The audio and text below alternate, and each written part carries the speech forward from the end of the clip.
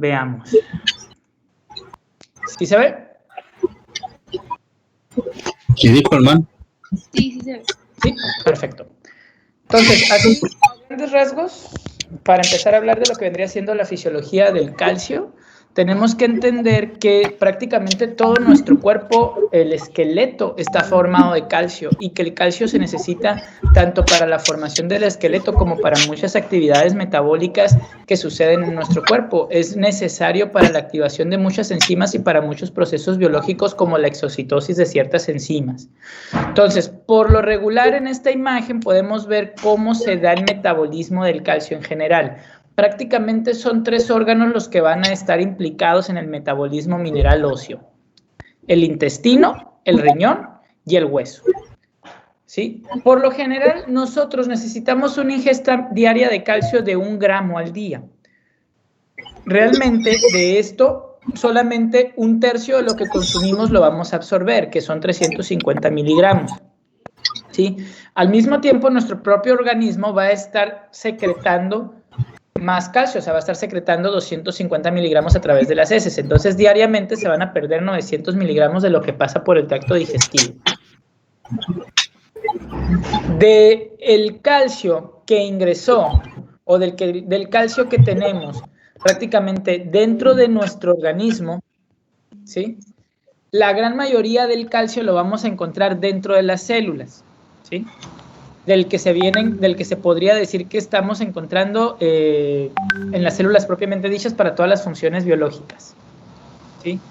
Y la mayor parte del depósito de calcio en nuestro cuerpo y la reserva, por lo tanto, de calcio en nuestro cuerpo va a ser el hueso, donde podemos ver que tenemos prácticamente la mayor parte o 1 kilo de calcio prácticamente ahí en nuestro esqueleto, ¿no? En forma de cristales de hidroxiapatita. El hueso, de acuerdo a las necesidades corporales de calcio, puede estar liberando o guardando el calcio para que se lleven a cabo todas las funciones biológicas necesarias en nuestro cuerpo, que son las que se van a estar llevando a cabo en las células y el líquido extracelular. Por otro lado, el riñón también va a permitir la excreción de lo que vendría siendo el calcio que nos sobra, ¿sí? Porque no va a permitir que se reabsorba el calcio, ¿sí? Entonces, en el intestino se lleva un proceso que se llama absorción, ¿sí? En el hueso se lleva a cabo un proceso que se llama depósito o resorción. Resorción es sacar, ¿sí? Depósito es que entra. Y en el riñón se puede llevar a cabo el proceso de filtración, que vendría siendo tirar calcio, o reabsorción, ¿sí? Que vendría siendo de los túbulos, yo jalo el calcio. Entonces, aguas con ese juego de palabras. Absorción, yo absorbo calcio del intestino, ¿sí?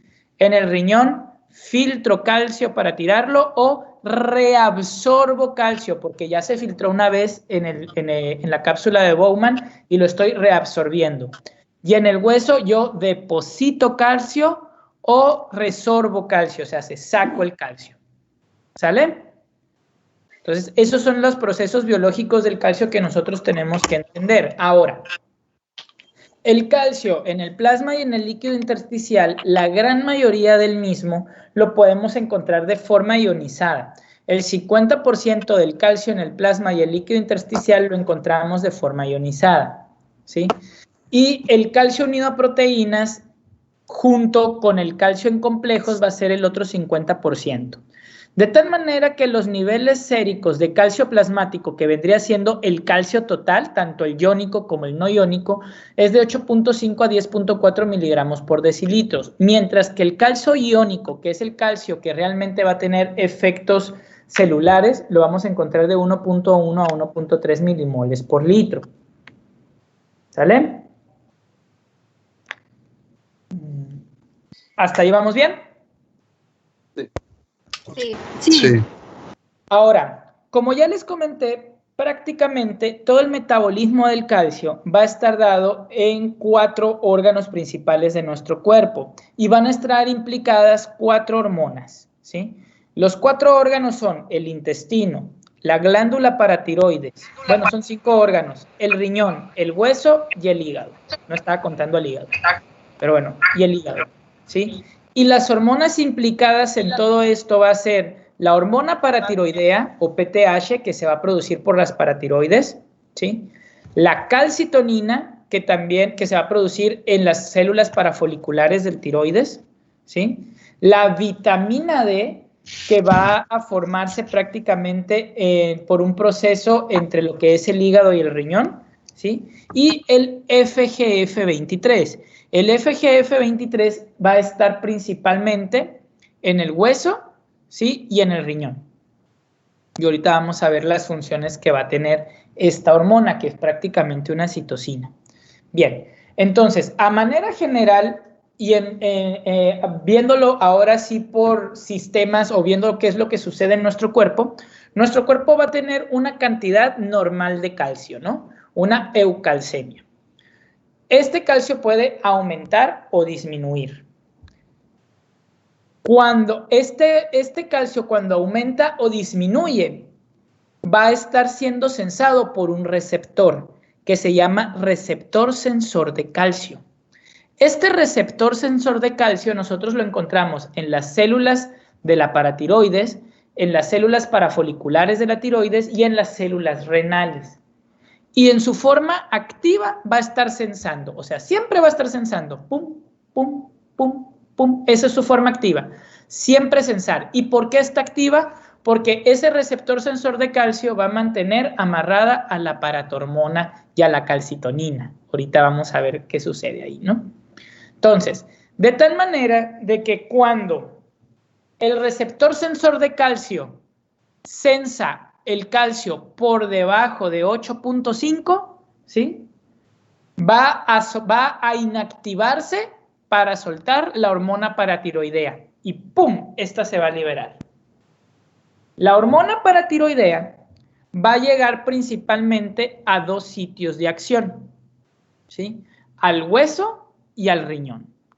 En el hueso, la hormona paratiroidea va a permitir que los cristales de hidroxiapatita se resorban, va a estimular al osteoclasto para que resorba el hueso y se libere a la sangre calcio y fósforo. Por otro lado, a nivel renal, ¿sí? Va a permitir que se reabsorba el calcio que se está filtrando en el túbulo contorneado proximal. Asimismo, ahí en el riñón va a permitir la activación de una enzima que se llama alfa-hidroxilasa, que va a permitir que la 25-hidroxivitamina D se convierta en 1,25-hidroxivitamina D, que es la que va a tener la acción biológica. ¿Sale?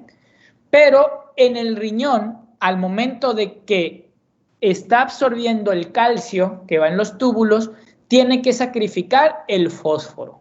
Por lo tanto, la PTH va a permitir la hipercalcemia y la hipofosfatemia. ¿Sale? ¿Hasta ahí vamos bien con la PTH? Sí. Perfecto. Sí. Ahora, por otro lado, cuando el receptor sensor de calcio que está activado sensa que el calcio está por arriba de 10.4, va a inactivar al receptor sensor de calcio de las células de la tiroides parafoliculares y va a liberar la calcitonina. La calcitonina va a ir rápidamente al hueso y va a hacer todo lo contrario a la PTH. Va a suprimir la acción osteoclástica y por lo tanto va a disminuir la resorción ósea, ¿sí? Y en el riñón va a llegar a las zonas, ¿cómo se llaman? A los transportadores de calcio, ¿sí? Inhibiendo que este calcio se reabsorba, ¿sí? Por lo tanto, va a permitir que se tire el exceso de calcio, ¿sí? Entonces, va a permitir que disminuyan los niveles de calcio sérico, la paratormona. A nivel del hígado y del intestino, no va a tener como tal acción la calcitonina. Entonces, ahí ya van dos hormonas. ¿Hasta ahí vamos bien? Sí. Sí. Excelente. Sí. Después de ahí, tenemos las otras dos hormonas. Bueno, Tenemos a la vitamina D. La vitamina D nosotros la podemos obtener, ¿sí?, de dos formas. Uno, consumida por los alimentos, que vendría siendo el ergocalciferol, o por medio de la exposición a la luz solar, que vendría siendo el colecalciferol, ¿sí? Estos dos al final van a llegar al hígado para que se forme la 25-hidroxivitamina D, la cual no es una forma activa. La 25-hidroxivitamina D va a llegar al riñón y en el riñón, por acción de la alfa-hidroxilasa, se va a convertir en 1,25-hidroxivitamina D. Y entonces sí, la 1,25-hidroxivitamina D es la forma activa de la vitamina D y se va a ir hacia dos sitios. En el hueso, que va a causar un efecto regulador de la homeostasis del hueso. ¿A qué me refiero? Por un lado, va a permitir la formación de hueso reclutando nuevos osteoblastos para que se conviertan en osteocitos maduros, y por otro lado va a favorecer la resorción de aquellos osteocitos maduros viejos. Recordemos que nuestro hueso es un órgano vivo que cada cierta cantidad de tiempo se va a estar renovando. En un periodo de 10 años nosotros vamos a tener un esqueleto nuevo, ¿sí? Y eso va a estar favorecido por la vitamina D. Pero la principal acción de la vitamina D va a ser a nivel intestinal, donde va a favorecer la absorción de calcio, ¿sí? De tal manera de que cuando no tenemos vitamina D, nosotros, si les comenté que absorbíamos solamente 350 miligramos de calcio, sin la vitamina D absorberíamos menos de 100 miligramos, ¿sí? Por eso es que las personas que no tienen vitamina D van a presentar una patología, dependiendo de la edad a la que presenten, la vamos a conocer como osteomalacia en los adultos, ¿sí? Y se me fue el nombre, rickets, la traducción en español. Raquitismo. Raquitismo. ¿Sí? Raquitismo. ¿Sale? Esa es la función de la vitamina D. Y por último tenemos al FGF23. El FGF23 es una citosina, la cual se produce principalmente en el hueso y en el riñón. La FGF23 prácticamente es para regular la cantidad de fósforo en nuestro cuerpo. La vitamina D en el intestino va a favorecer la absorción de calcio y fósforo. Por lo tanto, niveles altos de vitamina D nos pueden causar hipercalcemia con hiperfosfatemia, ¿sale? El FGF23 va a favorecer la resorción ósea para que incrementen los niveles de calcio y fósforo en nuestro cuerpo. Asimismo, a nivel renal, va a inhibir la reabsorción ósea del fósforo, la reabsorción renal, del fósforo, ¿sale? Entonces va a ser una hormona fosfatúrica. Y esto es importante tenerlo en cuenta porque existen patologías, sobre todo ciertos tipos de tumores, ¿sí?, que van a ser tumores productores de FGF23. Y los pacientes van a tirar el fósforo y el calcio. Y van a ser pacientes que se van a empezar a hacer huesos como chiclosos y se empiezan a hacer chiquitos y deformes si no les quitamos ese tumor que está produciendo FGF23 porque está sacando todo el fósforo de nuestros huesos. ¿Sale?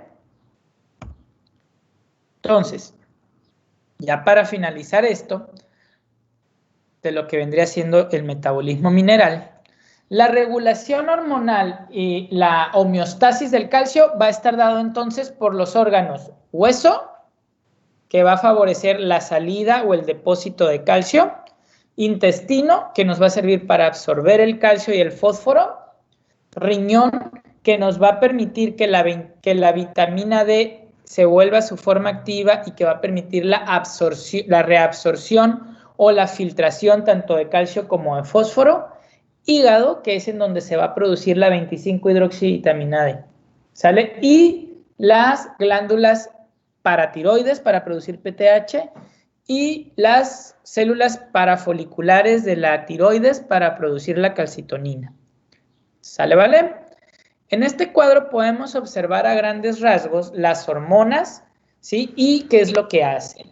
Por lo tanto, la PTH se va a liberar cuando haya hipocalcemia y se va a inhibir cuando haya hipercalcemia. Aquí está mal, ¿sí? Es cuando haya hipercalcemia se va a inhibir, ¿sí? Su acción principal va a ser la resorción ósea, ¿sí? O sea, se va a sacar calcio del hueso, va a deshacer el hueso. Su acción renal va a ser la reabsorción renal de calcio, o sea, no va a permitir que el calcio se tire, ¿sí? Su acción intestinal va a ser estimular a la vitamina D para que se favorezca la absorción intestinal de calcio. Y por lo tanto, nosotros en sangre vamos a encontrar hipercalcemia con hipofosfatemia cuando tengamos la PTH elevada. ¿Sale? La vitamina D, su regulación es que se va a activar por la alfa-hidroxilasa gracias a la acción de la PTH en el riñón, ¿sí? Y la vitamina D se va a inhibir por la propia vitamina D. Cuando hay mucha 1,25-hidroxivitamina D va a dar feedback negativo a la propia vitamina D, y el FGF23, el FGF23 va a inhibir, ¿sí?, a la alfa-hidroxilasa, y por lo tanto va a hacer que la vitamina D no funcione como debería de ser. En el hueso va a permitir la homeostasis ósea, favoreciendo la formación de hueso nuevo y favoreciendo la destrucción de los osteocitos viejos, ¿sí? A nivel renal va a inhibir a la alfa-hidroxilasa para que no se produzca más vitamina D, ¿sí? A nivel intestinal va a favorecer la absorción de calcio, y en sangre, por lo tanto, vamos a obtener que va a haber hipercalcemia con hiperfosfatemia cuando hay exceso de vitamina D, ¿sí? La calcitonina se libera cuando hay hipercalcemia y se inhibe por la hipocalcemia. En el hueso inhibe la resorción ósea. En el riñón inhibe la reabsorción de calcio. En el intestino no vamos a tener función. Y en la sangre va a favorecer la normocalcemia y la normofosfatemia. El FGF23 se libera cuando hay hiperfosfatemia y cuando hay exceso de vitamina D, ¿sí? Va a favorecer la resorción ósea para que se libere fósforo, acuérdense, ¿sí? A nivel renal va a permitir la depuración del fósforo, entonces va a haber fosfaturia, y va a inhibir la formación de vitamina D activa. A nivel intestinal va a disminuir la absorción de calcio y fósforo al inhibir a la vitamina D. Y por lo tanto en sangre vamos a tener hipofosfatemia, y puede o no haber hipercalcemia. Casi siempre puede haber calcios normales o en límites normales altos.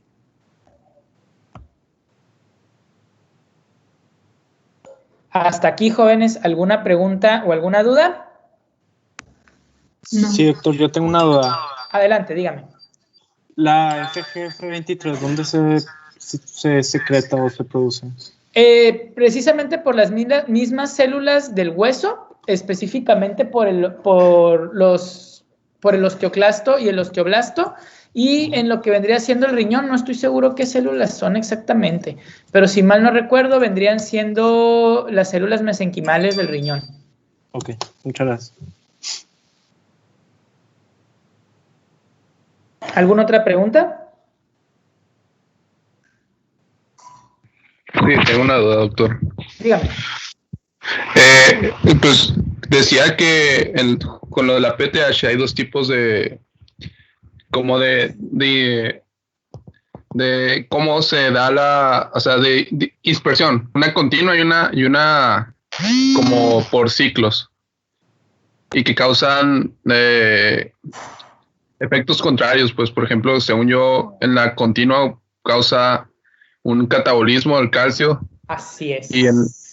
Y en la cíclica, por así decirlo, intermitente, es una anabolismo al calcio, entonces es lo que me tiene enredado. ¿Por qué? Ándale. Es que eso lo iba a tocar cuando viéramos hiperparatiroidismo, pero bueno, ya que lo tocaste aquí, lo tocamos. Miren, todo el mundo queremos satanizar a la PTH como la mala, pero realmente no es tan mala como creemos, ¿sí? La PTH lo que hace es, normalmente nosotros la estamos liberando de una forma pulsátil. Cuando la liberamos de forma pulsátil, junto con la vitamina D, va a favorecer que el hueso viejo se renueve. Para eso tenemos que entrar un poquito más a la fisiología del calcio. La vitamina D va a llegar y resulta que normalmente un osteocito tiene una cubierta, ¿sí? Que se llama osteoprogesterina, que lo tiene encubierto para que el osteoclasto no se lo coma, ¿sí? Entonces, la vitamina D llega y a los osteocitos viejos le quita esa osteoprogesterina para que el osteoclasto se lo pueda comer, ¿sí? Cuando nosotros estamos produciendo de forma discontinua o en forma de pulsos la PTH, hacemos que el osteoclasto se pueda comer a esas células que la vitamina D dejó expuestas para que se destruyeran porque ya están viejitas, ¿sí? Cuando nosotros estamos produciendo de forma continua la PTH y por lo tanto está en niveles altos, estamos forzando al osteoclasto a destruir, ¿sí? a las células del hueso, porque la PTH forza a que haya exceso de vitamina D y al haber exceso de vitamina D, la vitamina D va a querer seguir trabajando y entonces le va a estar quitando la osteoprogesterina a lo mejor a células que todavía no debían morir y entonces vamos a tener exceso de resorción ósea y ahí es en donde viene la osteopenia y osteoporosis. ¿Más o menos con esto quedó contestada tu duda? Sí, doctor, muchas gracias. Entonces, la PTH en pulsos permite el equilibrio y la homeostasis de la destrucción y formación de hueso, pero cuando está producida de forma continua, solo va a favorecer la destrucción, no va a haber anabolismo. ¿Sale? Sale. ¿Alguna otra pregunta, duda? Doctor, yo tengo otra duda. Dígame. El Williams mencionaba que la PTH también ayudaba, bueno, activaba a la proliferación de osteoblastos y que también que esto ayudaba a que no ocurriera la producción de la PTH continua, que no disminuyera, que no llegara tan rápido a la osteopenia o osteoporosis. Mi duda es... A ver, pero en la producción continua, a Chihuahua, en la producción continua no hay esa regulación, ¿eh? En la regulación pulsátil sí permite ese anabolismo. En la regulación continua va a estar continuamente produciéndose y por lo tanto va a estar favoreciendo que siempre haya resorción, resorción, resorción, resorción. O a ver, ¿en qué parte me perdí? Otra vez la pregunta. En sí, se supone que también la PTH ayuda a la proliferación de los osteoblastos.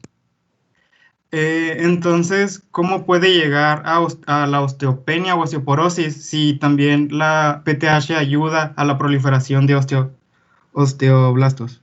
Bueno, aquí es en donde entramos a algo que apenas van a entender de la endocrinología. Las hormonas, de acuerdo a la cantidad de hormona que hay, es lo que va a hacer. Si nosotros tenemos una cantidad de PTH no tan alta y producida en picos, vamos a favorecer la formación de hueso. Si nosotros tenemos una PTH elevada de forma continua, vamos a favorecer la destrucción de huesos, esa es su resorción. Todo va a depender de la cantidad. Ok, muchas gracias. ¿Sí quedó claro? Sí. O a lo mejor yo soy el que no entiende qué es lo que me quieres No, preguntar. sí era eso. Gracias. Ok, sale. ¿Algo más?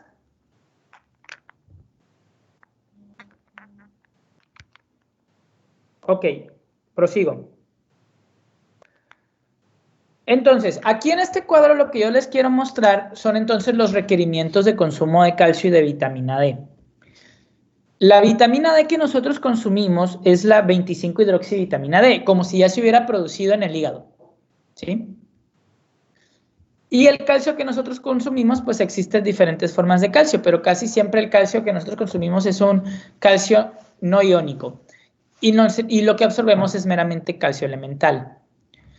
En un adulto, normalmente la cantidad que debe de consumir es de 1 gramo al día para mantener una homeostasis adecuada. Sin embargo, después de los 50 años de edad, de los 51 en adelante, sobre todo cuando son mujeres y ya están entrando a la menopausia o que tuvieron varias gestaciones, se debe de dar 1200 gramos, ¿sí?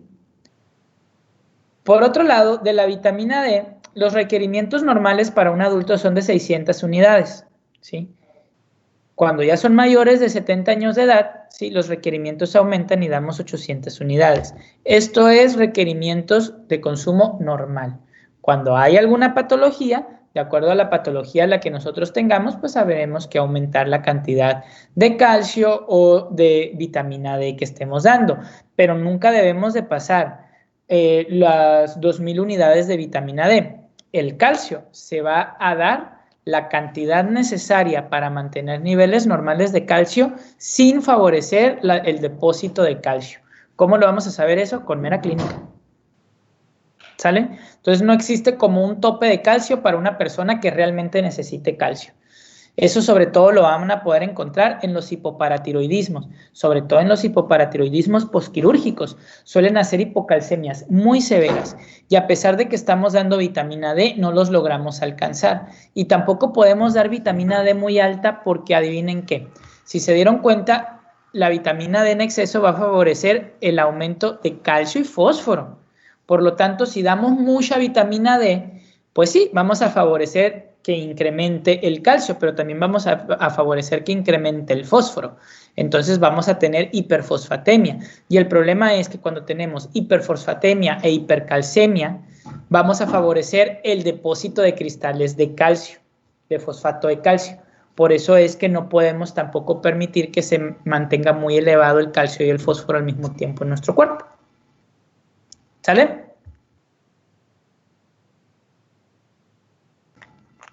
¿Alguna pregunta hasta aquí?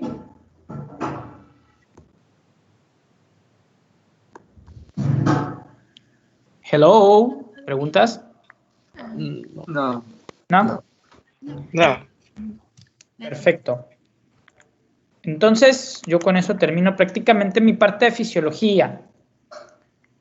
¿Quién sigue? Espero con esto más o menos haberles dado una idea de qué ondas.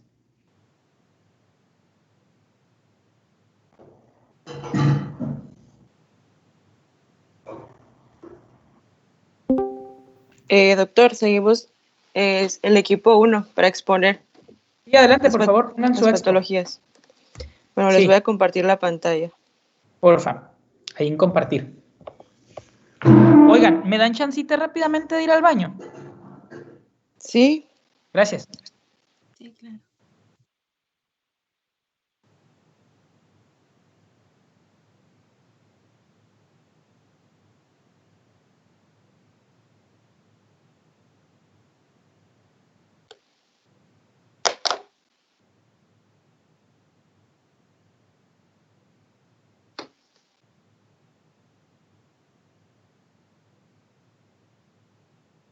¿Se alcanza a ver la pantalla? Sí. Sí. Ok.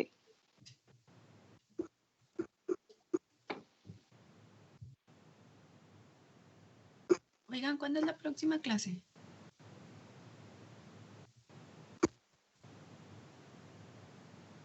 El otro lunes, ¿qué no?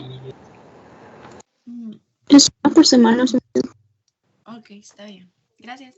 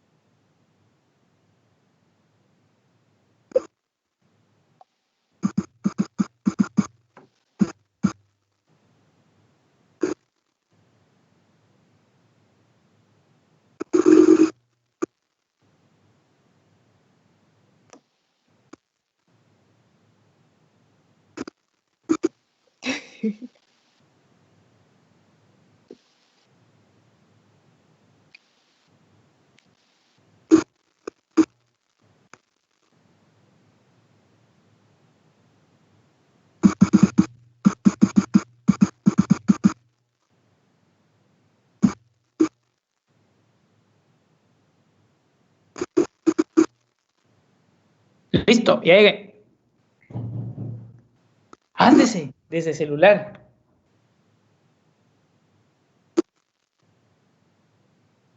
¿Listo? Sí. Ok.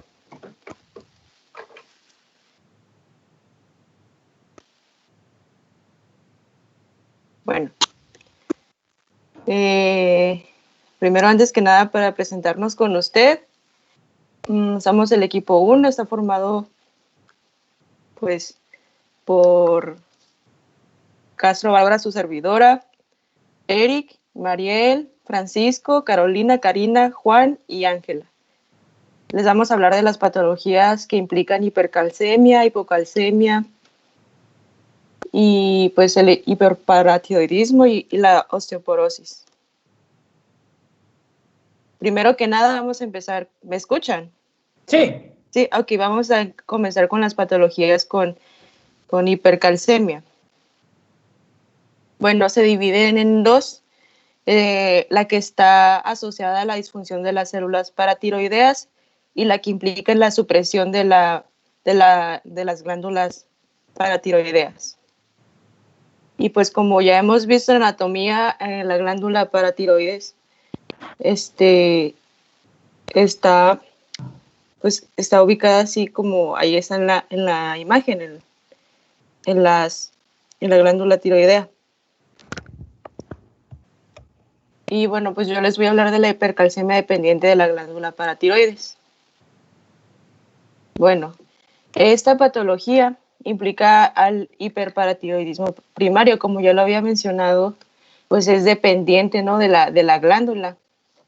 Y pues se puede definir como una entidad clínica que se caracteriza por la producción autónoma de la paratohormona, en las cuales clínicamente se caracteriza por una hipercalcemia y pues valores de PTH elevados o también inapropiadamente normales. Más adelante voy a explicar esto. Ándale, porque esa palabrita, qué bueno que la mencionaste, es porque es necesaria. Ajá, sí, ok.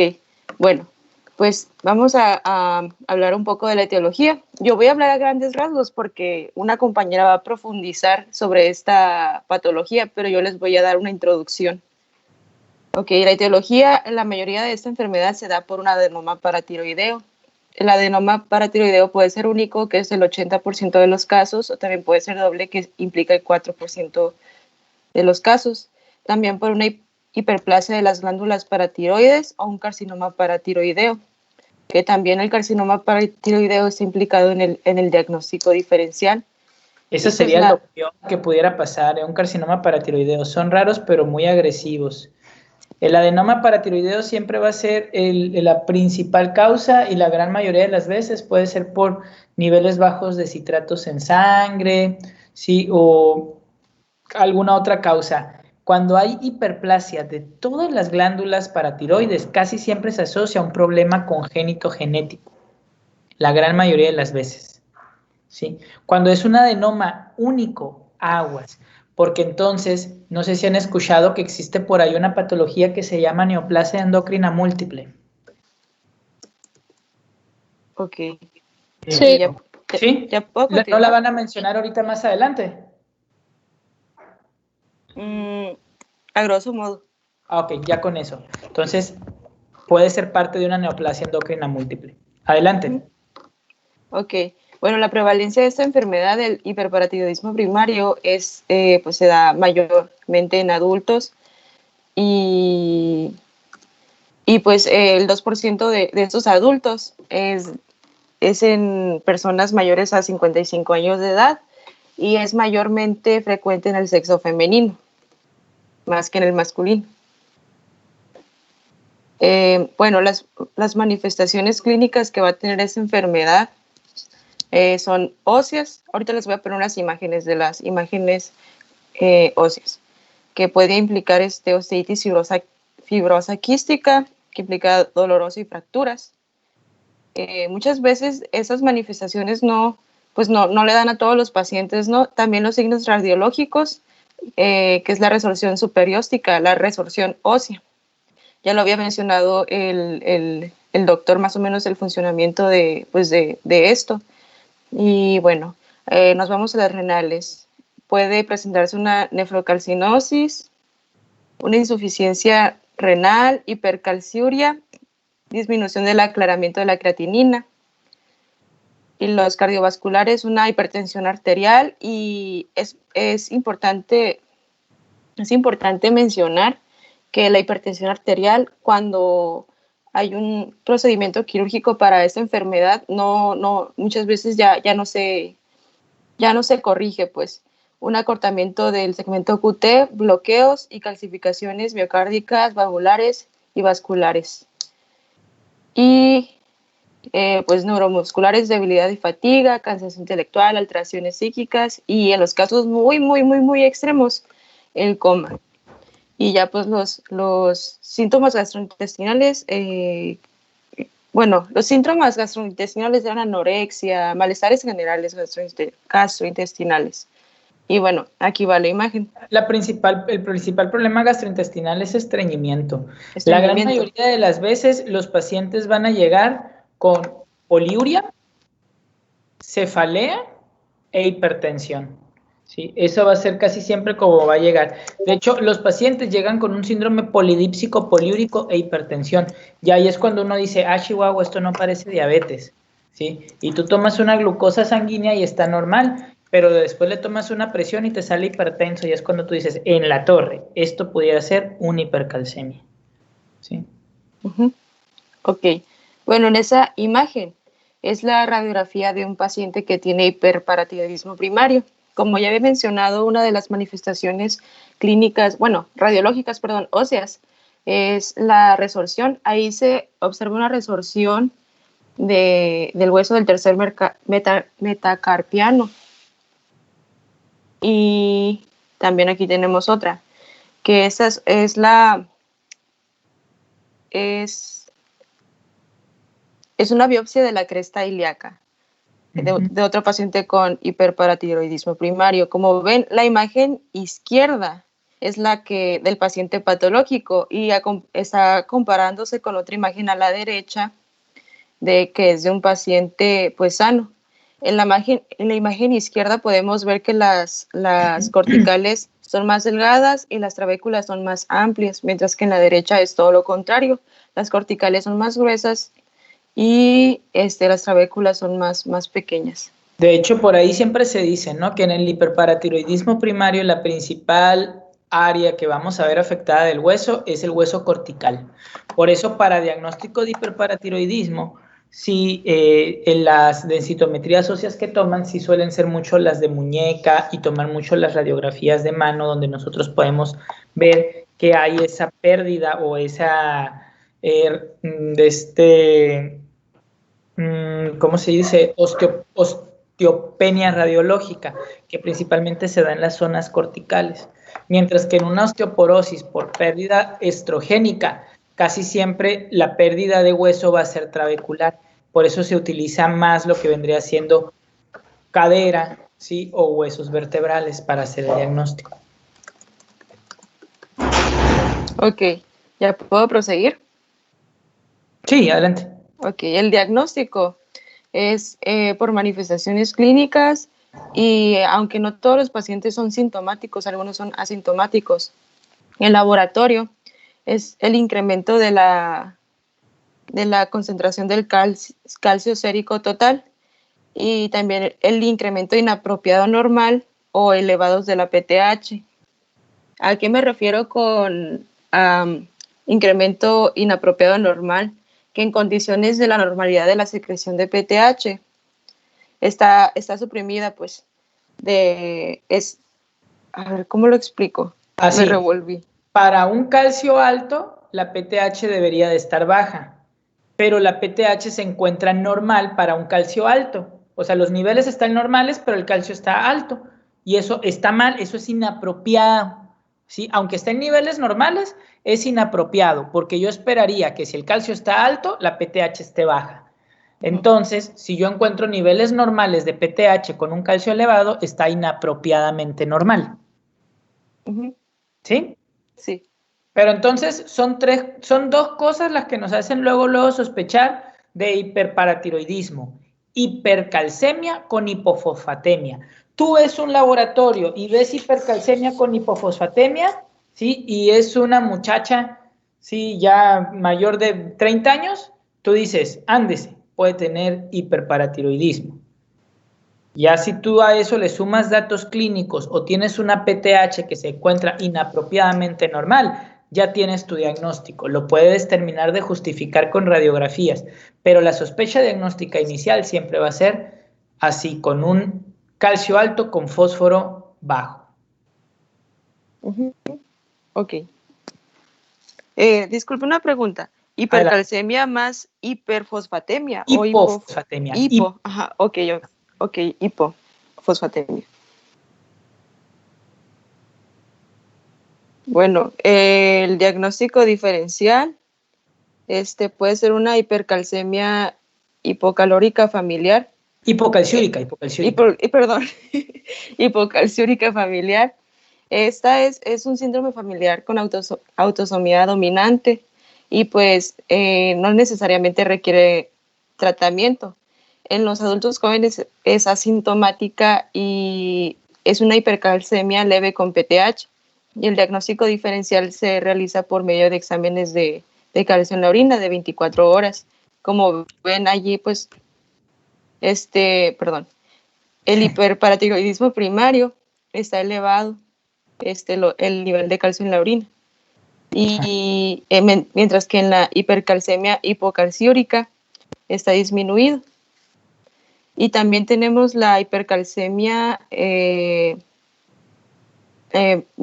hiperparatiroidismo secundario, que es como por otras causas, es ajeno, pues, hiperparatiroidismo secundario se refiere cuando la PTH se eleva, cuando hay una disminución de calcio en el organismo, que puede ser, ahí hay distintas causas, hay 5, las más frecuentes, que es el fallo renal, una ingesta escasa de calcio, mala absorción, puede ser por una enfermedad celíaca, como la enfermedad de Crohn, pérdida de renal de calcio, inhibición de la resorción ósea. Entonces, el hipoparatiroidismo secundario es aquel que te eleva la PTH, pero no porque se esté produciendo PTH de forma autónoma, sino porque hay alguna condición que no me está dejando que haya niveles normales de calcio y la PTH se eleva. ¿Sale? Sí, eso lo va a tocar a profundidad una compañera más adelante. Yo aquí sí quiero nada más comentar así una curiosidad de la hipercalcemia hipocalciúrica familiar. De hecho, la hipercalcemia hipocalciúrica familiar existen dos, la benigna y la maligna, ¿sí? La hipercalcemia hipocalciúrica familiar benigna es aquella que se da en pacientes asintomáticos. Hagan de cuenta que ya ven que les dije que la liberación de la PTH se hace de acuerdo al nivel de acuerdo al receptor sensor de calcio. ¿Se acuerdan? ¿Sí? Que yo les dije que el receptor sensor de calcio es el que está sensando y que de acuerdo a ese se va a liberar la PTH. Pues hagan de cuenta que el receptor necesita 2 genes. Entonces, cuando la enfermedad es autosómico dominante, uno de los genes va a tener la enfermedad y el otro no. Por lo tanto, hagan de cuenta que el sensor de calcio va a ser más alto. Si normalmente un sensor de calcio debería de decir el nivel normal de calcio está entre 8.5 y 10.4, pues hagan de cuenta que este sensor dice, no, para mí va a ser 9 y 11, ¿sí? Y son personas asintomáticas que no van a estar tirando calcio porque el cuerpo de ellos, para ellos es normal estar de 9 a 11 porque el receptor sensor de calcio está mutado, ¿sí? Entonces, ese es el problema. Sensa diferente y por eso se da esa patología. Viven para toda la vida y andan normales, nada más ocupan consumir cierta cantidad de calcio un poquito más elevada, porque si no consumen un poquito más de calcio, lo va a estar sacando del hueso. Y ahí sí puede haber osteopenia. Ujú. Uy.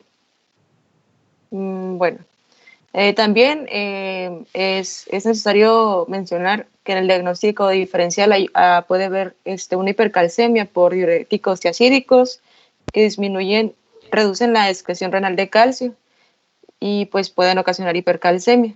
Y también la hipercalcemia por litio, que igualmente reduce la excreción urinaria de calcio, ocasionando hipocalciuria e hipercalcemia. Y es un pequeño porcentaje, pero lo causa. Bueno, ahora voy a hablar de la hipercalcemia independiente de la glándula paratiroides. Esta patología, pues como lo dice la enfermedad, no tiene que ver directamente con la glándula paratiroides, es secundaria a enfermedades y la secreción de PTH disminuye de manera adecuada. Eso se puede hallar en niveles normales y también inapropiadamente normales. Está la hipercalcemia paraneoplásica. Así es. Que es la de la malignidad, que está asociada a los cánceres. En ese tipo de hipercalcemia se produce una hormona que es un péptido relacionado con la PTH. Que hagan de cuenta que es igualita la estructura bioquímica de la PTH y por lo tanto se va a poder pegar a los receptores de PTH y va a hacer las funciones como si fuese PTH. ¿Sí? Esa es una causa. Por otro lado, tenemos la hipercalcemia paraneoplásica humoral maligna, que son ciertas citocinas que van a hacer la función de la PTH y se va a reabsorber el hueso por exceso de estas citocinas. ¿Sí? Sí. Dale. También está la hipercalcemia por intoxicación por vitamina A y D. El doctor había dado un ejemplo de los pacientes postquirúrgicos de un hiperparatiroidismo primario. Dijo que se les daba vitamina D y también pues ocasionaban hiperfosfatemia. Ándese, a ver. ¿En los pacientes postquirúrgicos de qué? De hiperparatiroidismo primario. No, miren, en los pacientes de hiperparatiroidismo primario sucede un síndrome que se llama síndrome de hueso hambriento, ¿sí?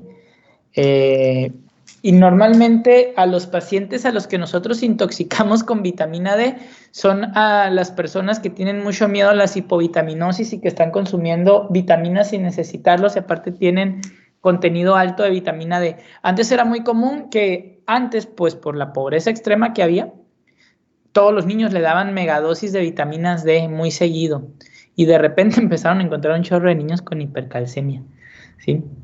Por intoxicación con vitamina D. O es muy común que a veces la mamá le dan algún suplemento alimenticio al niño para que crezca mejor y que ayude al sistema inmune y a los huesos y resulta que lo que tiene es vitamina D. Pero así el caso más dramático y enfadoso que me ha tocado ver era una mamá que le daba emulsión Scott al niño 3 veces al día, 10 mililitros. Y pues la emulsión Scott es vitamina D. Y ándese, que le causó hipercalcemia con hiperfosfatemia al chamaco. Pero usted había mencionado a unos pacientes postquirúrgicos que se les daba vitamina D. ¿Qué tipo de paciente era? Se les tiene que dar, o sea, los pacientes postquirúrgicos de hiperparatiroidismo sí les damos vitamina D y sí les damos calcio. La cuestión es que ellos nunca van a hacer intoxicación, porque normalmente tú les tienes que dar esta cantidad de vitamina D y de calcio, porque los pacientes van a estar ávidos de calcio. De hecho, hacen un síndrome que se llama síndrome de hueso hambriento, ¿sí? Que causa hipocalcemia súper severa. Porque imagínate, tienes un hueso que tenía mucho tiempo sin que le entrara calcio, porque estaba ahí bajo el yugo de la PTH y de repente le quitas el exceso de PTH, ¿qué crees que va a hacer el hueso? ¡Ay, quiero hacer hueso! Y va a empezar a jalar todo el calcio sérico, lo va a jalar y lo va a querer meter al hueso. Eso se llama síndrome de hueso hambriento, ¿sí? ¿Sale? Sí, ok. También están los pacientes con hipertiroidismo que puede causar hipercalcemia leve. La hipercalcemia está causada por acción directa de la hormona tiroidea para estimular la resorción ósea. Y pues aquí en este caso los betabloqueadores pueden invertir la hipercalcemia. Así es. De hecho, el tratamiento con betabloqueadores ayuda mucho para que no haya hipocalcemia en esos pacientes mientras se revierte el hipertiroidismo, ¿no? Uh-huh. Y ya pues por último está la sarcoidosis y algunas otras enfermedades granulomatosas. El aumento de los macrófagos en esta enfermedad provoca un incremento del calcio sanguíneo. Esos pacientes tienen una sensibilidad excepcional a la vitamina D y pueden presentar hipercalcemia en respuestas a la radiación ultravioleta o a la administración oral de la vitamina D. Lo que pasa en estos pacientes es que esos macrófagos producen sustancias tipo retinoides que se van a pegar al receptor de la vitamina D. Entonces, estos pacientes es como si se estuviera dando vitamina D, pero es por una enfermedad granulomatosa. Las más comunes, sarcoidosis y enfermedad granulomatosa. La otra enfermedad granulomatosa que causa mucho eso es la tuberculosis. Oh, ok. Está bien. Y pues, es todo de mi parte. No sé si quiere mi compañero que de aquí comparta mi pantalla o él la comparte. Como gusten. Eric.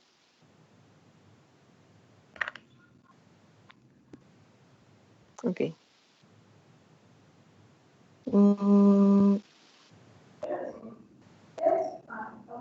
Listo. ¿Se dejó de compartir? Sí, no lo veo. Sí. Ah, ya se ve. Ok. Ya comenzó Eric.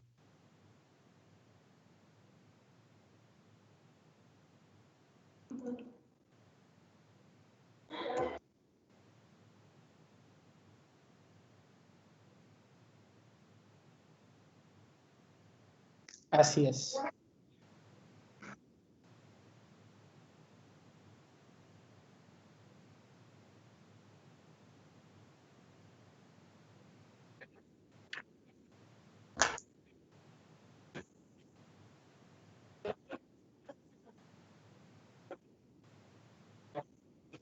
Así es.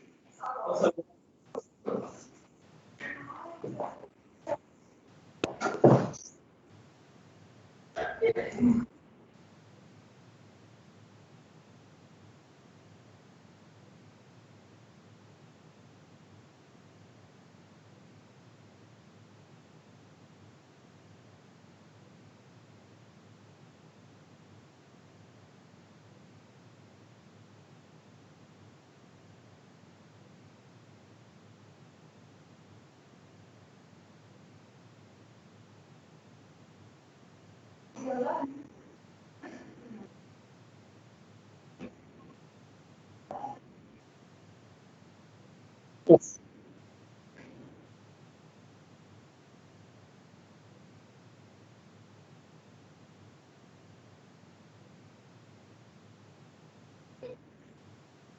Esto que acaba de mencionar su compañero, doctores, es importantísimo. En endocrinología, pocas cosas las hacemos con una sola determinación. ¿Por qué? Porque los laboratorios pueden fallar, ¿sí? Y muchas veces, si hacemos un diagnóstico, podemos hacer un diagnóstico fatal y con un tratamiento para toda la vida y mal hecho. Siempre lo primero que tenemos que hacer ante toda sospecha endocrinológica es repetirlo. A lo mejor los mismos pacientes van a decir, lo único que quieren es sacarnos dinero, pero la verdad es que no, se necesitan 2 de 3 para nosotros poder hacer un diagnóstico endocrinológico. Eso es súper común. Y en calcio es sumamente necesario, porque si tú un día comiste, tomaste un refresco y después te hacen un calcio, te puede salir alto el calcio, pues, ¿no? Entonces sí es muy necesario realmente, o por ejemplo, te pueden determinar la PTH y resulta que te dieron un susto antes de que te tomaran la PTH y resulta que la liberación de catecolaminas se incrementa la PTH y ya te van a destinar a que tienes un hiperparatiroidismo. Entonces, por eso siempre es muy necesario siempre tratar de tener 2 de 3 para poder hacer un diagnóstico. Qué bueno que tocaste eso. Prosigue.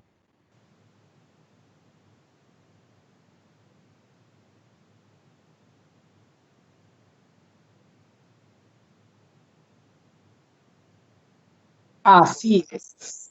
Así es.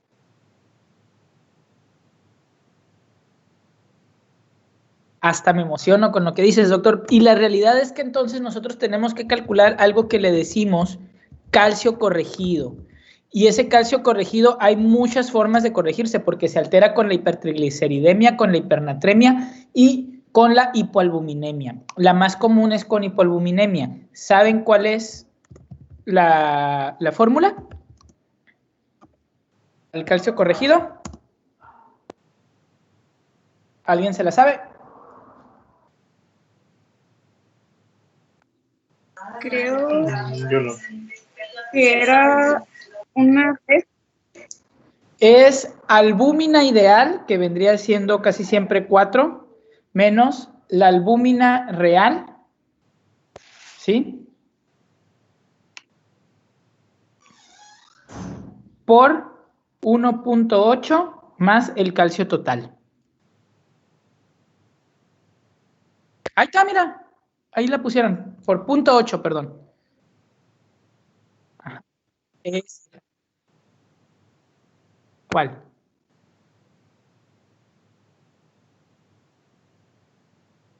Es esa misma, esa que dice calcio total corregido es la misma. La de arriba es meramente prácticamente de dónde sacas el 0.8, pero es la misma.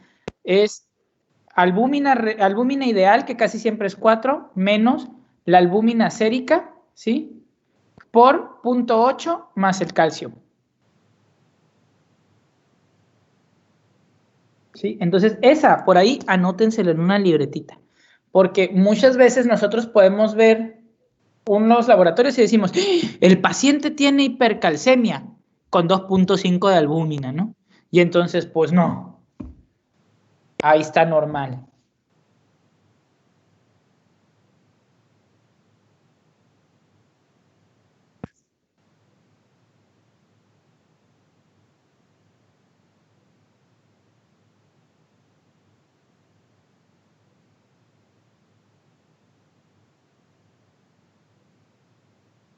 Fíjate que tienes razón con su leve excepción, que es la hipercalcemia maligna.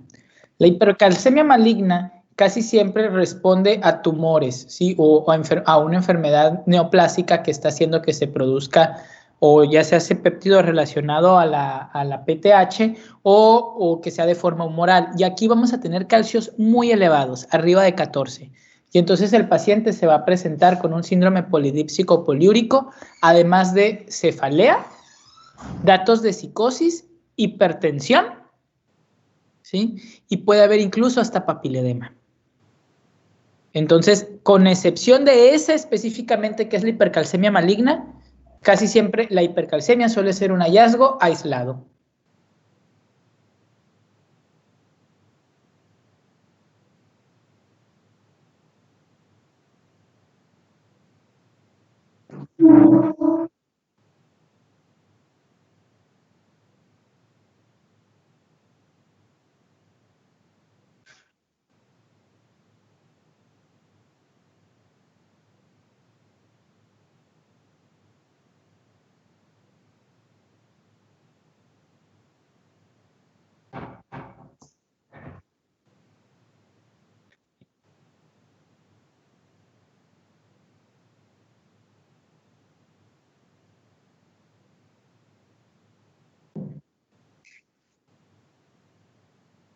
Las, en adultos, la principal causa de hipercalcemia es el tumor de mama y el microcítico de pulmón, ¿sí? Pero pues puede venir de cualquier otro. Después de ahí, las leucemias también suelen producir mucho la humoral.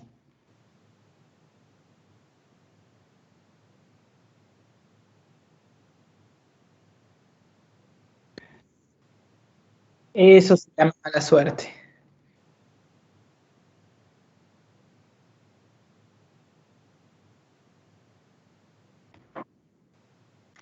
Para tu hormona.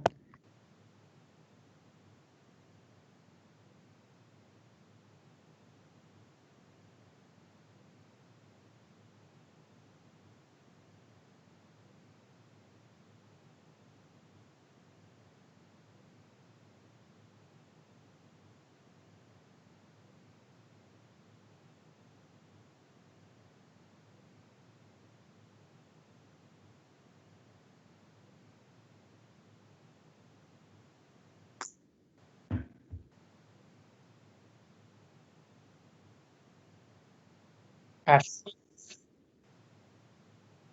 ¿No? Fíjense, así nada más rápidamente. Ya, si bien es verdad lo que tú dices, que el gold estándar es la recolección de orina de 24 horas, nosotros podemos hacer mediciones en muestra única de orina y poder llegar al mismo diagnóstico. A mí, casi de los poquitos endocrinólogos pediatras que vemos aquí en Sonora, solo somos 5, pero a nadie le gusta calcio, a mí me gusta mucho. Las dos familias que yo tengo de hipercalcemia hipocalciúrica familiar benigna son así de niños que andaban para arriba y para abajo y que efectivamente de alguna manera alguien por ahí le tomó un calcio y estaba en 11, 11.1, 11.2 y niño asintomático. Y lo trajeron por todos los endocrinólogos pediatras y algunos de adultos del estado y ahí terminaron conmigo. Y no, nunca les hice uno genético, o sea, realmente fue ver que el niño tenía hipercalcemia, que no tenía ningún dato clínico de hipercalcemia, que no había dato de decalcificación y que esto mismo se presentaba en uno de los dos papás. Tan tan, con eso ya tenemos el diagnóstico. Así es sencillo. Siempre.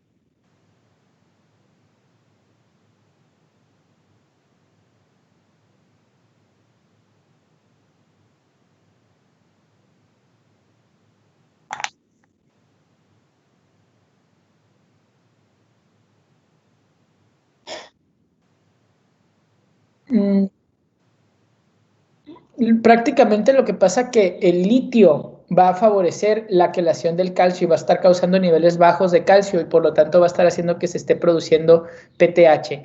Y el problema con las paratiroides es que si nosotros tenemos un estímulo muy seguido, muy continuo de hipocalcemia y entonces la paratiroides empieza a hacer hiperplasia celular, no hipertrofia, hiperplasia. Entonces ya después, aunque nosotros recuperemos a una persona, dijimos, en la torre, era por el litio y ya le quitamos, ya se quedó con la glándula grandota produciendo un chorro de PTH. Y entonces ahí entramos y quitamos una o dos o las que sean necesarias para que recupere una cantidad normal.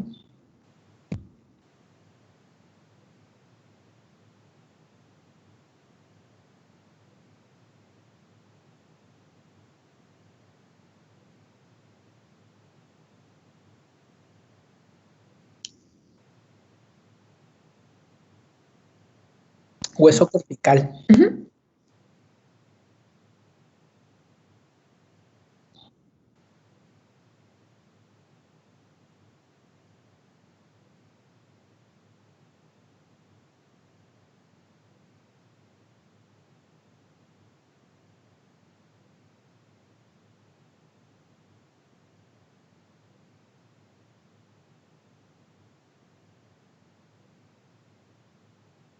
Así es.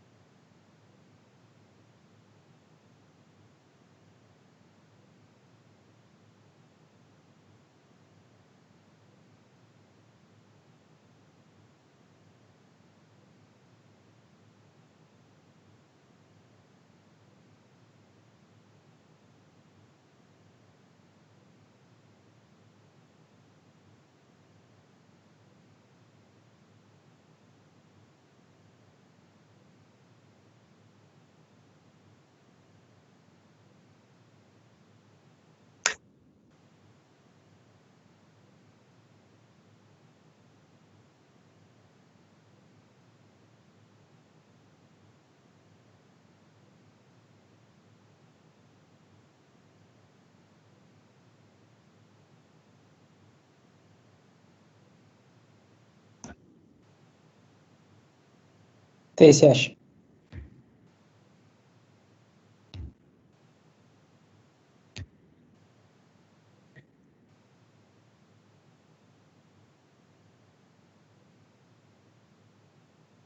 Uh -huh.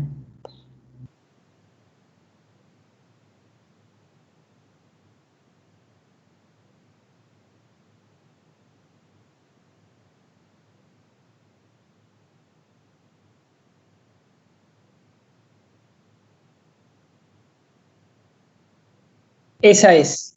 Esa es. Ujú.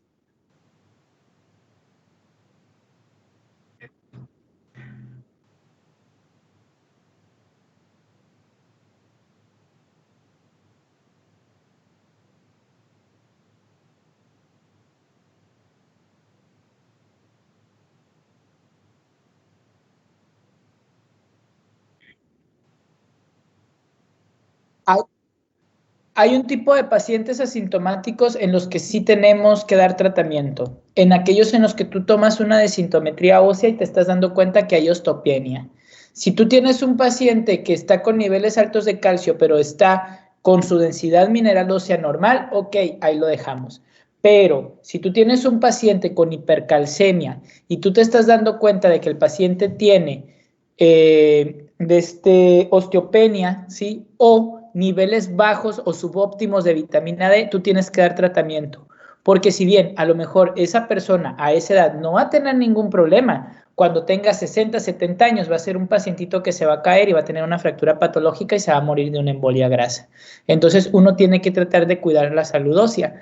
Muchas veces en personas jóvenes no le tomamos importancia porque están jóvenes, pero después cuando ya pasan los 50, 60 años, ahí vienen los problemas. Por ejemplo, nadie le dice a una mujer multípara que tiene que estar consumiendo después calcio de por vida, porque si no su densidad mineral ósea va a ser baja por todos los partos que tuvo, por todos esos bebés que le estuvieron succionando el calcio de sus huesos, ¿sí? Y entonces va a ser una señora que después se va a hacer chaparrita cuando esté más viejita. ¿Por qué? Pues porque no tuvo la suplementación suficiente de calcio después de todos sus embarazos. Es un ejemplo, ¿no? Pero sí hay que cuidar la salud ósea, que muchas veces nadie la cuida.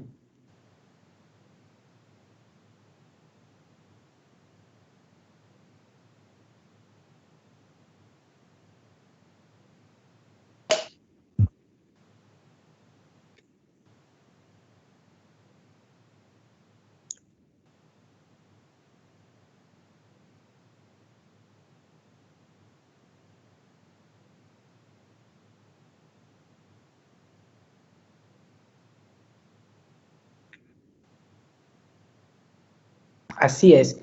El primer manejo para la hipercalcemia maligna es hidratación. Recordemos que el exceso de calcio, el primer lugar por donde se va a querer salir es por orina. Entonces, los pacientes van a llegar deshidratados. Entonces, uno lo que hace es hiperhidrata, como si fuera un paciente que tiene una neoplasia. Damos hiperhidratación para tratar de que el paciente, por medio de la uresis elevada, saque la mayor cantidad de calcio que se pueda. El siguiente manejo, después de ahí, dependiendo de la cantidad que tenga, son corticoides, hidrocortisona, para tratar de disminuir la causa de la hipercalcemia maligna, ya sea porque sea de causa tumoral, por causa del péptido relacionado a la PTH o de causa humoral. Las esteroides van a disminuir la cantidad de la producción de este péptido, entonces disminuirán. Si eso no funciona, el tratamiento después de ahí sería ¿cómo se llama? Calcitonina intramuscular. Y si después de la calcitonina intramuscular en 3 días el paciente no ha mejorado o no tenemos diagnóstico, siguen los bifosfonatos. Cabe aclarar que cuando estamos dando hiperhidratación, no es hiperhidratación solita, es hiperhidratación con diurético. Y ustedes dirán, ¿con diurético? Sí, porque la hipercalcemia favorece, como ahorita mencionó su compañera, insuficiencia renal aguda. ¿Sí? Entonces tú tienes que forzar uresis aunque estemos dando hiperhidratación y el paciente esté poliúrico. Además de que la furosemida permite la salida, que se tire calcio, que se filtre calcio. ¿Sí? Entonces, ese es más o menos el tratamiento escalonado que damos en los pacientes que tienen una hipercalcemia grave.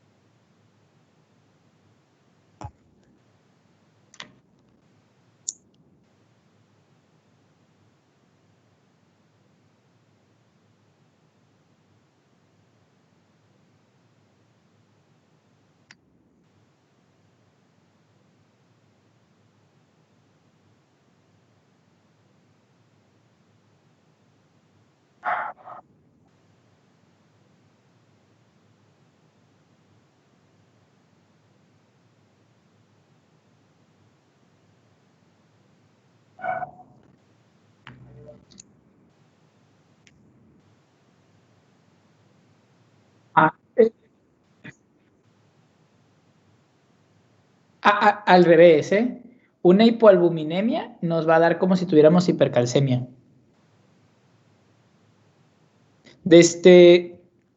Aquí nada más comentar. Lo que pasa que una cosa es una hipercalcemia grave y otra cosa es una hipercalcemia sintomática. La hipercalcemia empieza a ser sintomática cuando estamos arriba de 12, pero se vuelve grave, o sea, hace que puede causar confusión, letargo, hasta brotes psicóticos y que te va a causar un síndrome polidípsico poliúrico después de los 14. ¿Sí? O sea, después de los 12, tú vas a encontrar una persona con dolor osteomuscular, un poco de cansancio, a lo mejor algo de estreñimiento, puede estar algo hipertensa, ansioso, pero no va a ser tan sintomático. Cuando ya es una hipercalcemia grave, arriba de 14, el paciente llega con una cefalea que no puede así nada, le hablas y te grita, llega todo así ansioso, perdió peso porque se la pasa tome agua y tiene poliuria y casi siempre llegan con insuficiencia renal aguda. Entonces, por eso.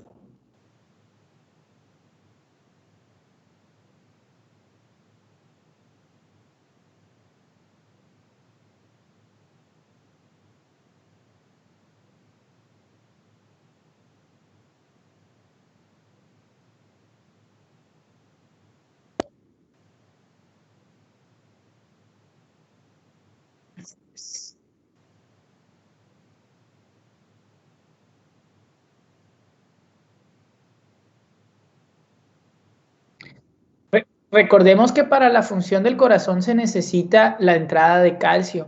Entonces, si tenemos hipercalcemia, en el momento en el que empieza la entrada de calcio, entra un chorro de calcio y por eso se vuelve bien cortito.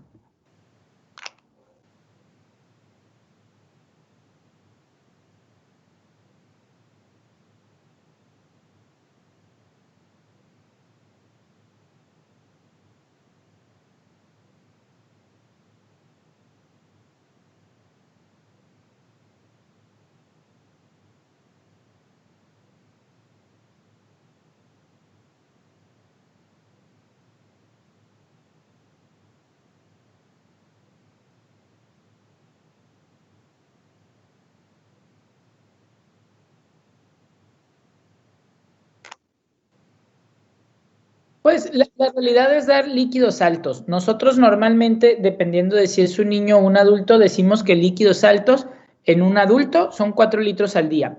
Y en una persona pequeña o en un niño lo calculamos de acuerdo a la superficie corporal y decimos que tiene que ser aproximadamente 3,000 por metro cuadrado de superficie corporal, o hay otra forma de calcularlo que es la fórmula de Holiday-Sigar y decimos que es un Holiday-Sigar al 150% para decir que estamos dando una dosis alta de líquidos, ¿no?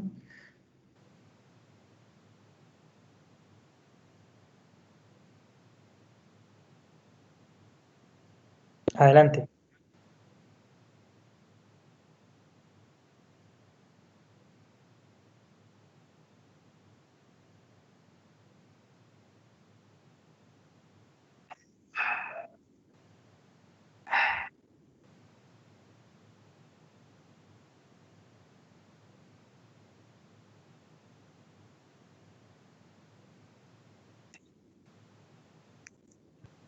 Así es.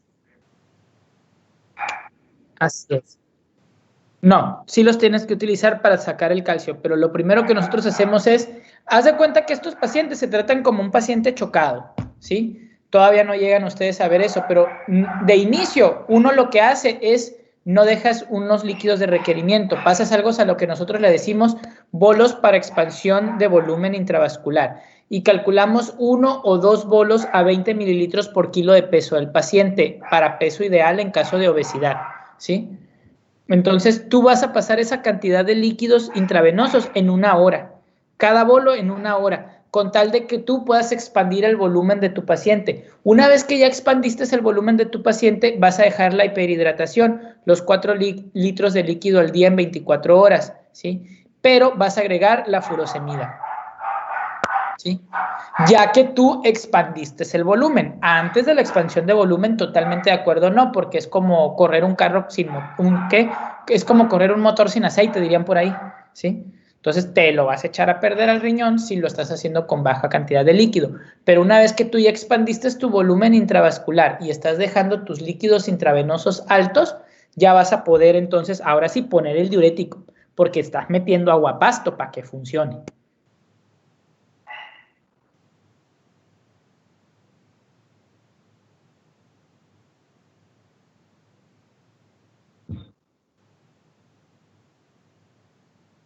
El tratamiento de excelencia, así es.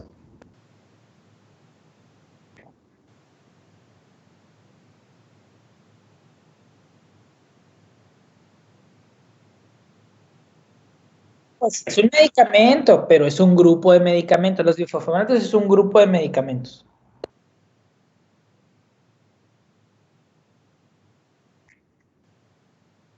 Así es.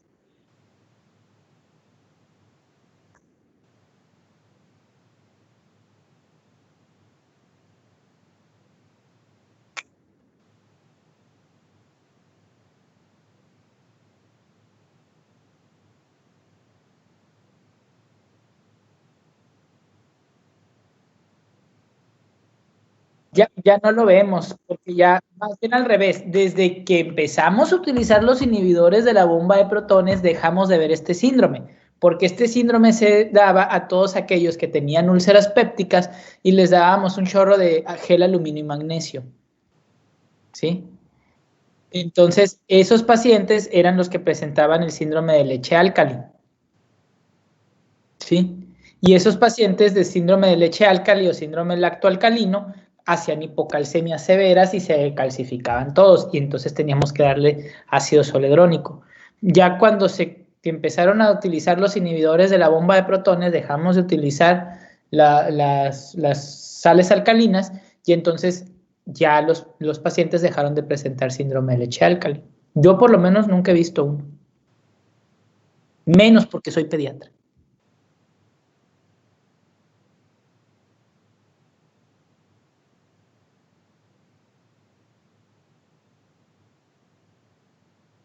Así.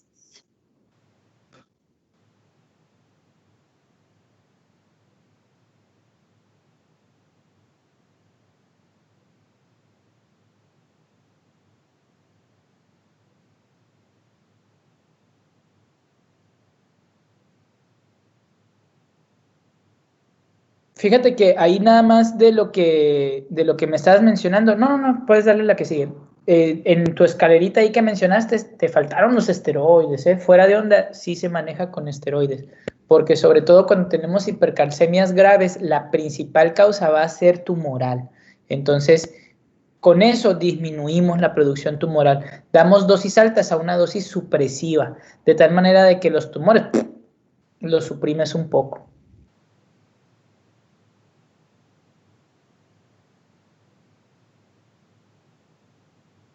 No pasa nada, yo nomás te lo estoy mencionando. Usted tranquilo.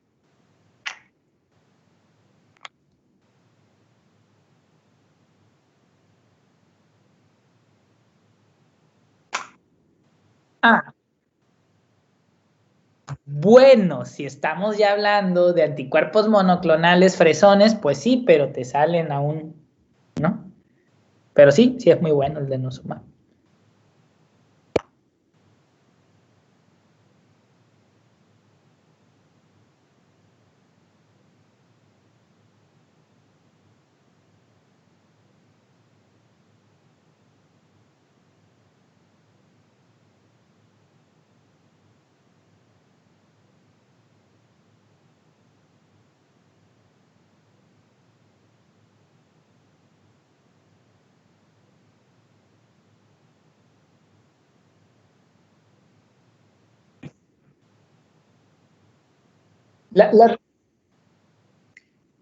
Así es, la realidad es que la calcitonina tiene el problema de que hace taquifilaxia.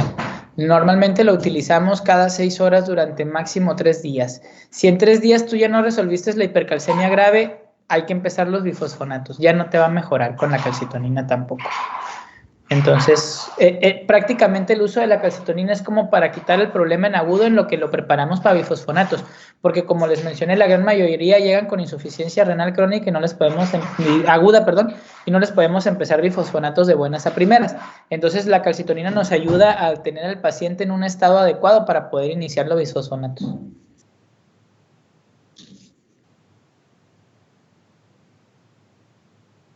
Así es. Doctor, tengo una duda. Padre, dígame. Sí, en caso de que sí mejorara con la pura calcitonina, ya no sería necesario darle los bifosfonatos. Nope.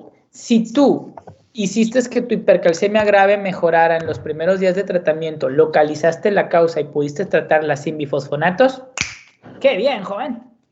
Pero si no lo lograste, pues ni Pepsi, a darle Ok. Coca-Cola y vas a tenerle que poner los bifosfonatos.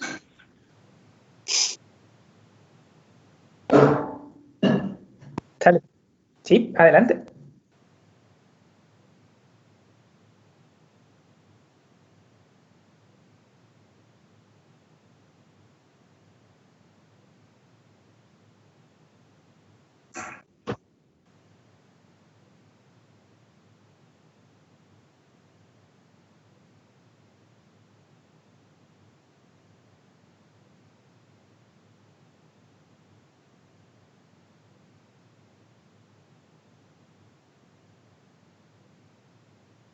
Así es, casi siempre lo que vendrían siendo los humorales, cuando tenemos una leucemia, te puede servir. Nosotros casi siempre lo ponemos porque incluso los que son productores de péptido relacionado a PTH mejoran, a lo mejor no mucho, pero sí nos ayuda, por lo menos para darnos días en lo que conseguimos los bifosfonatos, porque pues no crees que como que los tienes ahí en el refrigerador y los sacas cada ratito y no siempre los pacientes van a estar en condiciones, ¿no? Y a veces te pueden mejorar con eso y bajarles el calcio ya por ahí a 11 y tú ya, uff, a gusto. Aparte de que el paciente se deja de poner todo loco, se ponen bien locos cuando están hipercalcémicos. Síguele.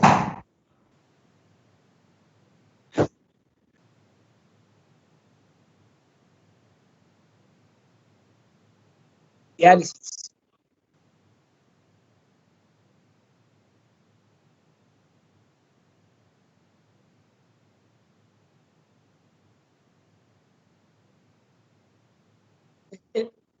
El Sinacalcet ya se usa, y la verdad es que de todas maneras se los carga pifas, pero bueno, les das un poquito de calidad de vida. A mi ver, les sacas dinero porque les va bien mal a esos pacientes. Mal, mal, mal, muy mal.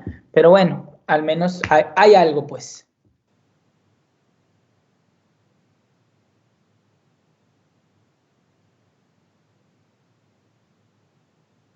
Pues sí, me lo acabas de mencionar. Es el que me mencionaste ahí atrás.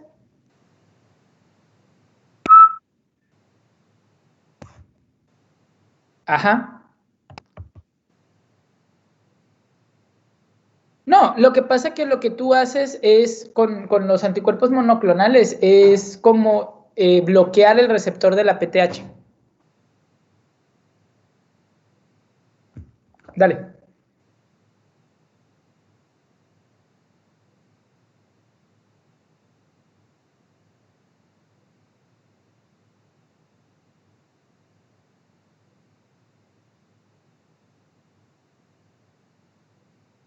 Así es.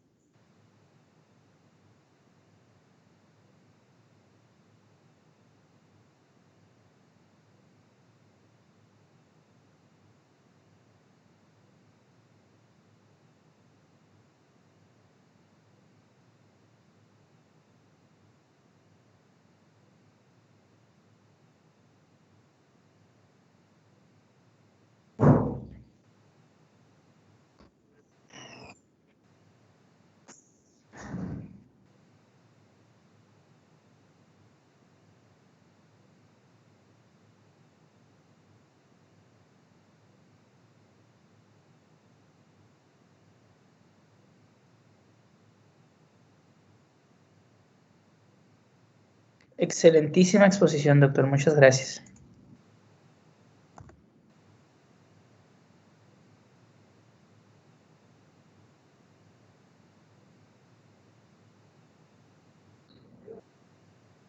Oigan, no crean que soy mala onda, pero de repente yo spoileo mucho, me emociono y de repente me meto. Pero no se preocupen, utilizando la teoría de la puerta, el hecho de que escuchen las cosas 2 veces va a hacer que se les quede más grabado. Ok, bueno, pues ya sigo yo. Adelante. ¿Cómo?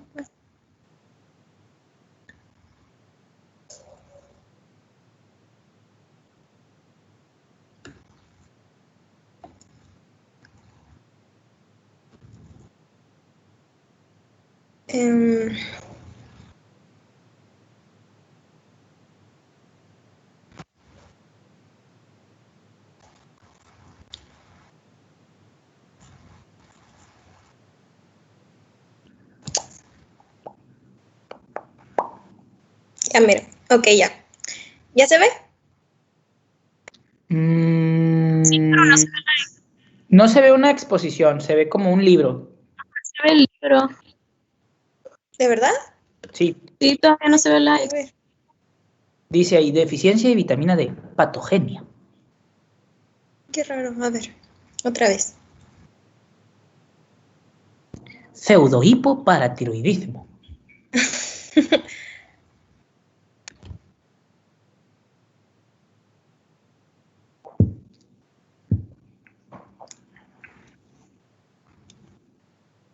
Me voy a cerrar esto. Oigan, ¿ya vieron que esta cosa hasta tiene aquí para poner un pizarroncito? Miren. ¡Uy!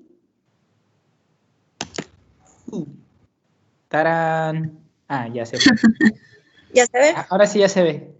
Sí, ya. Ok. Bueno, esperar que cargue. Porque... Bueno, pero el punto es que está bien padre la plataforma, ¿eh? Realmente, siento que todavía no estamos impuestos a llevar clases en línea, pero para esta situación, la verdad quedó bastante bien.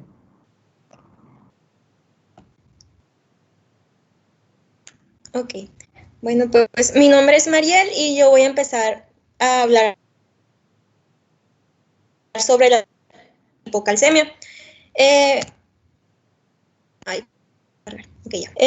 Bueno, primero voy a empezar las manifestaciones clínicas.